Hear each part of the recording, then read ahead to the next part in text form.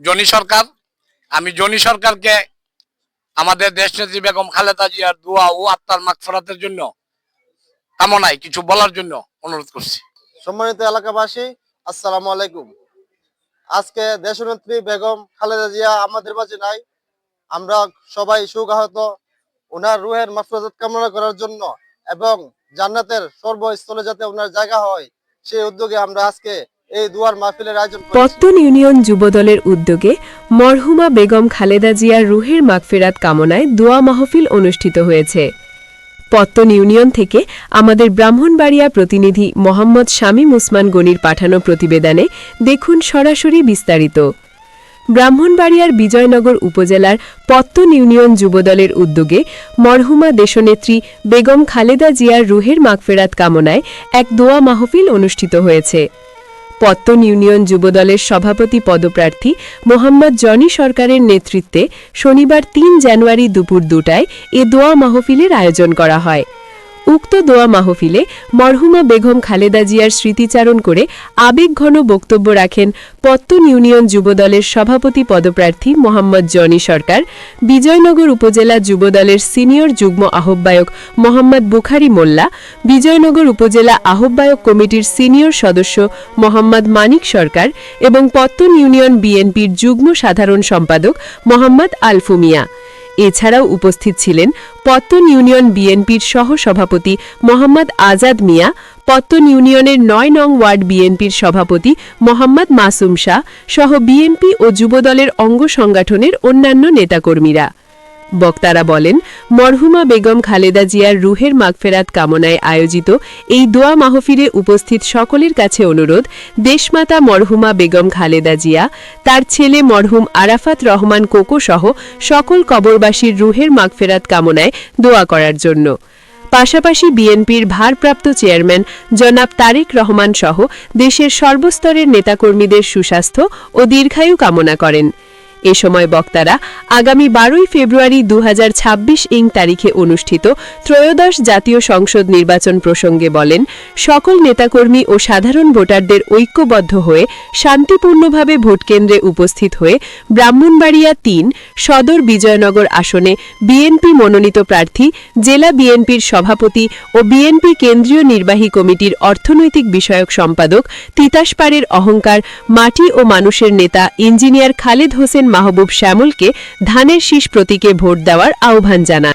সম্মানিত এলাকাবাসী, আসসালামু আলাইকুম।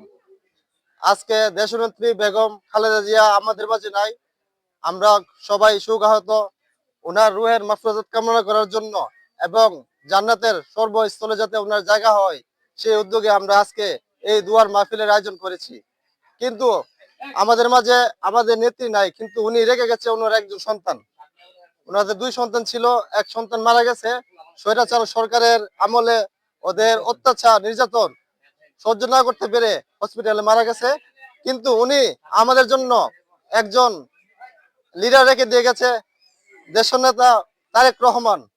আমরা ওনার নেতৃত্বে বাংলাদেশের সকল সকল ঘরে ঘরে কাজ করতে চাই এবং ৯ নং ওয়ার্ডের ভাই বোন এবং আমার ভাই বাজার যারা আছে সবাইকে নিয়ে আমি একসাথে কাজ করতে চাই এবং আমাদের রাষ্ট্র গঠনের যে চিন্তাধারা করেছে তারেক রহমান, ওনার এই ৩১ দফা বাস্তবায়নের লক্ষ্যে এটার মধ্যে আপনার ফ্যামিলি কার্ড এবং ভাতা এবং বিভিন্ন কিছু আছে। এগুলো আপনাদের কাছে পৌঁছে দেওয়ার দায়িত্ব হলো আমাদের, আর এগুলো সম্পূর্ণ করার দায়িত্ব হলো আমাদের যে ভাই বাদার এবং আমাদের মুরব্বীদের।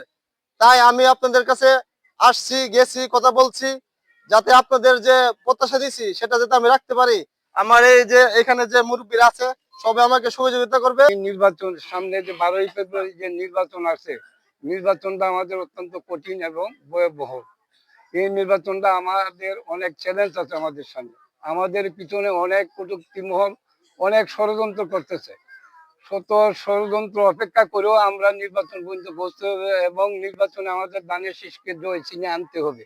আমাদের মূল টার্গেট হলো আমরা ধানের শীষকে জয়যুক্ত করব এবং আমাদের তারেক জিয়াকে প্রধানমন্ত্রী বানায় যতক্ষণ সারব ততক্ষণই আমাদের মূল মিশন শেষ হবে।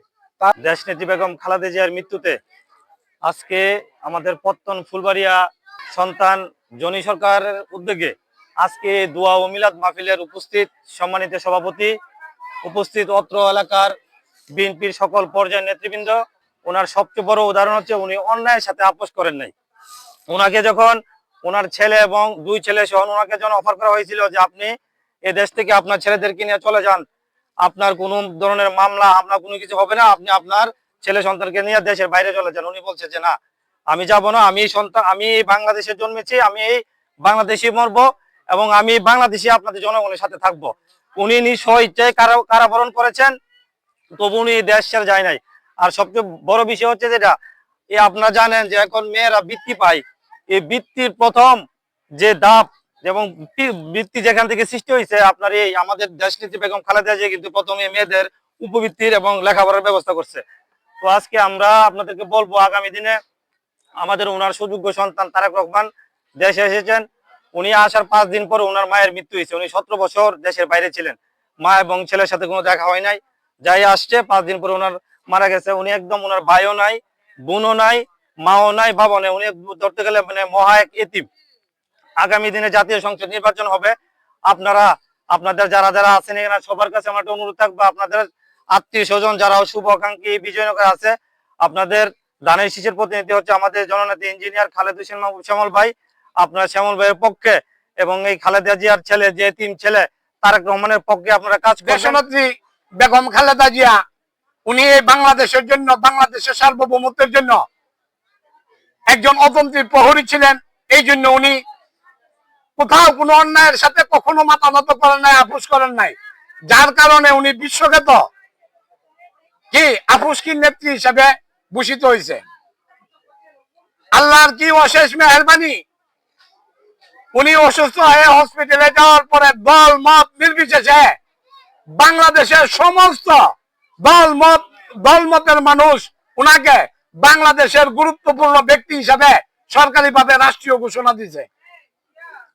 উনি ইন্তেকালের পরে আপনারা দেখছেন যে উনার জানাজায় হাজার হাজার আলেম উলামা সহ লক্ষ কোটি জনতার সমাগম হয়েছে এবং উনার নামাজে জানাজায় অংশগ্রহণ করছে, উনার জন্য দোয়া করছে।